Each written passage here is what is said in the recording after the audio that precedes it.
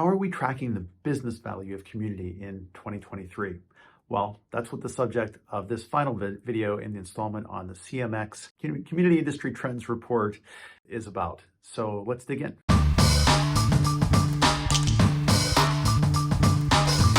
Hi, I'm Todd Nilson with Clocktower Advisors. I've been working in online communities for many years now, and I have great delight in working with organizations, enterprises, nonprofits, to help them build meaningful community strategies that create thriving, bustling places where members can make great choices about the work that they do, be productive, create really amazing things. It's my life's work and I really enjoy it. And so I'm always looking forward to the CMX report when it comes out every year because they provide a lot of data. If you've tuned into some of the previous sections, and if you haven't, we'll put a link to them up here.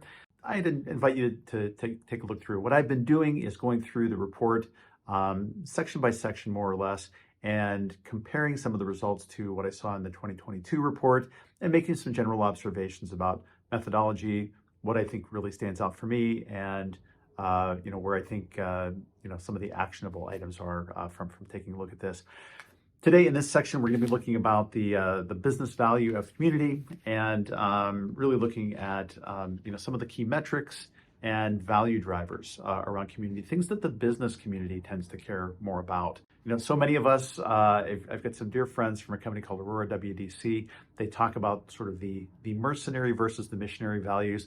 I think so many people in the community space have missionary values, but we need to be a little mercenary about the kinds of reporting we do, about demonstrating the value of the work that we produce for the organizations that hire us to build these communities.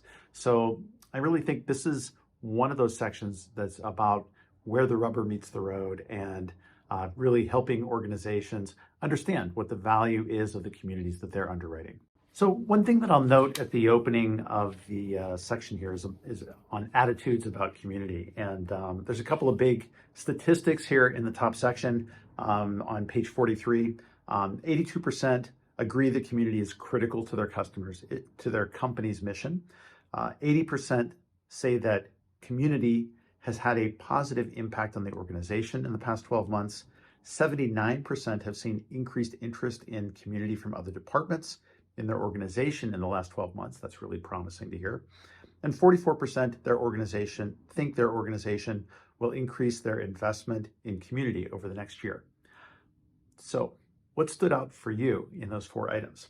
For me, the word think was showing up. I think this is all opinion.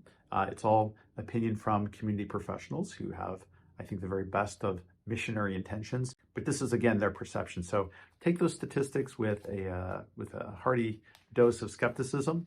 Hopefully these things are all happening, especially interest from other departments. I think there should be.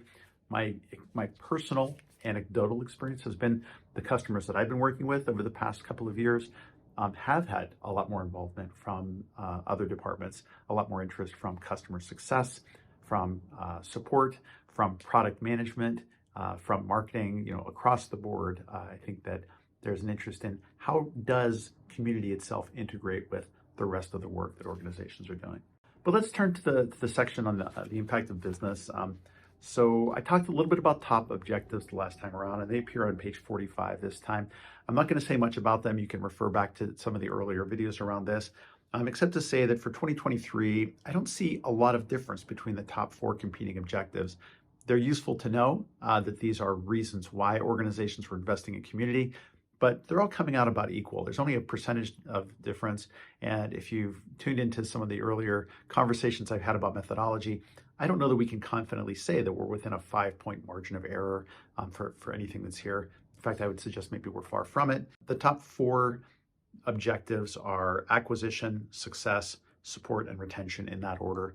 But they all came in, like the top two came in tied at 22% of the respondents said that was the reason for community, and 21% for the second two, for support and retention, were the top reasons for community. Good to know. And if you're building a community, these are probably areas that you want to take a look at. However, moving on, over onto page 47 is where we start to get into some interesting things around top metrics. Now, this page on top metrics was interesting because I couldn't find anything analogous in the 2022 report for it. And I think that it's useful because it's actually breaking out top metrics based on the objective for the community. And so as you kind of take a look down through something like acquisition or marketing, the key metrics that the community is taking a look at to derive value for that particular business objective would be new customers, 53% that was said that was their primary interest. And then after that, active users, new member signups, and web traffic. These all make sense. And I think that they're a good starting point if you're having these conversations with different departments within your organization. So I'd say this is a pretty useful page. This is actually the section that I turned to first when I opened the report. I wanted to see what some of those metrics and numbers took a look at. The next page is pretty interesting too, because page 48 has the question, what metrics do you use to measure the health of your community? So health, a little different than your OKRs, just sort of how are things ticking along, what's working well, what's not. This particular question corresponds to 2022's report, and so it was useful to see how those numbers fluctuated a bit. And I did see some interesting changes here.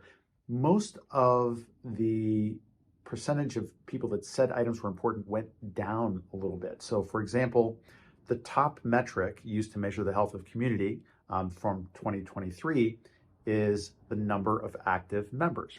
This was the same as in 2022.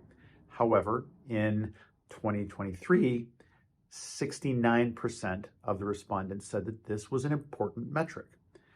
In 2022, 73% said it was important. And so I think across the board, with every metric except one that's here on the list, the percentage of people that said these items were important went down. So total members, number of new members, number of posts, number of event attendees, number of comments, everything went down, except for web traffic to the community. In 2022, only 28% of those surveyed said that was an important measurement of health for the community. In 2023, that number went up to 33%. That's the only one that actually increased in terms of percentage. So that became a more important score. Maybe makes sense in terms of thinking about that top use case for community was acquisition, and that's a top metric. So that may explain it. I don't know that it's necessarily helpful, but I think we want to see who is coming to the community, who's who is finding a reason to visit, and hopefully they decide to sign up and stay from there. There were a number of missing questions that were in the 2022 report that were not in the 2023 report. These included number of questions answered, number of events, number of champions or ambassadors. Surprised that one didn't make the list. Number of community hosted events. And I think I get why we moved away from that there's really only one question on here about events. They maybe narrowed it down a little bit to talk about who attended an event. And why do we care if it was community led or if it was led by the staff? We care about who attended and who showed up. Post response time. That's really important for support communities. I'm surprised that didn't make it onto the list. Repeat event attendees. Nice, but I don't know that it's critical. Sense of community index and other. So I was a little surprised to find that sense of community index didn't place on the list. It is a useful tool set. It is certainly useful for determining community health. It just wasn't on the radar this time around, so I wondered why that disappeared. Moving on to the next section, the next question was around how often do you send a community health survey to your members? I was a little surprised by this section. I think it's a problematic set of responses, and I'll tell you why. The options here where individuals said that they do send a community health survey were monthly, quarterly, twice a year, annually, other, or we don't send a community health survey at all. 69% of those surveyed said that they send a monthly survey to their members. Maybe these are micro surveys, like little pop-ups that say, scale of 1 to 10, how are we doing? In which case, I buy it. Otherwise, I can't imagine, the survey fatigue has to be significant from something like that. Plus the 2022 results, which asked the same question, these numbers were vastly different.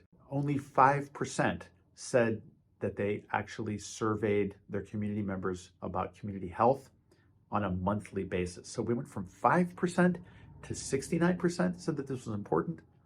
I don't know. Maybe people greatly misinterpreted the question, or something is way off here. And it's consistent across the board.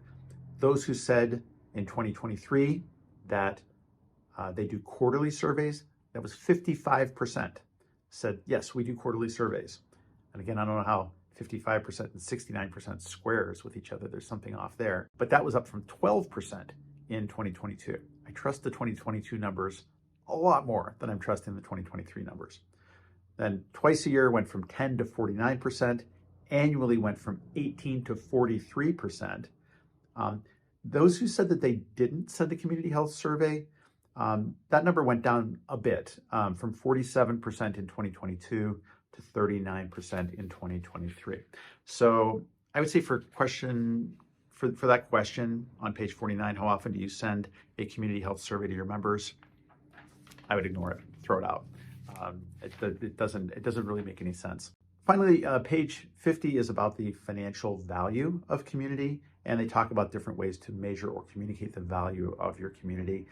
Again, on the list of things here, DEI is super important, surprise and delight, consistency, rituals, sharing voices from diverse audiences. It kind of fits under the DEI category, but whatever.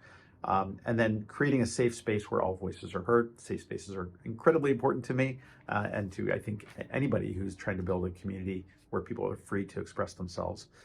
So these all make sense as ways to communicate value of community. These are non-financial ways. So they're, again, appealing to the missionary side of things, not the mercenary side. Sense of community index, not showing up at all, again. So I don't know, maybe it just wasn't popular this year. The question on this page is, how much business value has your community provided to the organization in the past month? And interestingly, 24% of those who responded said that their community has provided between $1 and $5 million in business value over the past 12 months. Wow, that's great if it's true. Again, so many other things in this report that I'm a little suspicious of. I'm also a little suspicious of this. But if you want to wow customers or give them an expectation of where they could go, that's maybe overinflating things a little bit, but we'll see. So anyways, that's it. This is a shorter piece because it was a shorter section. I hope that you found some value in this point-by-point comparison with the 2022 industry report. I'll continue to do these if you're interested. I'd love to know what you thought of them. If there's something more you'd like to see, if I got some things wrong, I want to know that too. I will try to respond to everybody that jumps in on the comments, but I will leave you with, if you haven't already, would greatly value it if you could like or comment on this video. And if you haven't already, please hit the subscribe button so that you see other posts and video ideas about community building from Clocktower Advisors. With that, be well and build great communities. I will see you again soon.